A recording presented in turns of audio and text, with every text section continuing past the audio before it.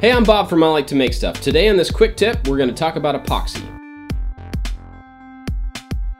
Epoxy is a great material that you can use for all sorts of different stuff. You can use it to pour castings, you can fill holes or gaps in any kind of wood, or you can use it to make a protective covering on just about any surface. Now chemically, there are a lot of different types of epoxy. Some are food safe, some are not. You want to make sure that you're getting the right one for your application. Each one also has its own properties, and you'll need to weigh that into your decision as to which one to use. Some of those properties are clarity, set time, and work time, but there are others. Make sure that you read up and do your research.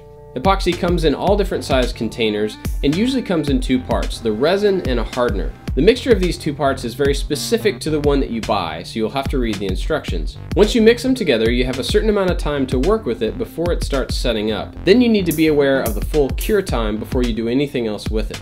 While you're mixing, you can add a little bit of dye to tint the epoxy to be a certain color. And the best way to get rid of bubbles is to use a vacuum chamber or just a heat gun. In an upcoming project, I'll be using epoxy to fill a void between two different pieces of wood and then add some lights underneath it for an interesting effect. Check back soon for more quick tips and that upcoming project.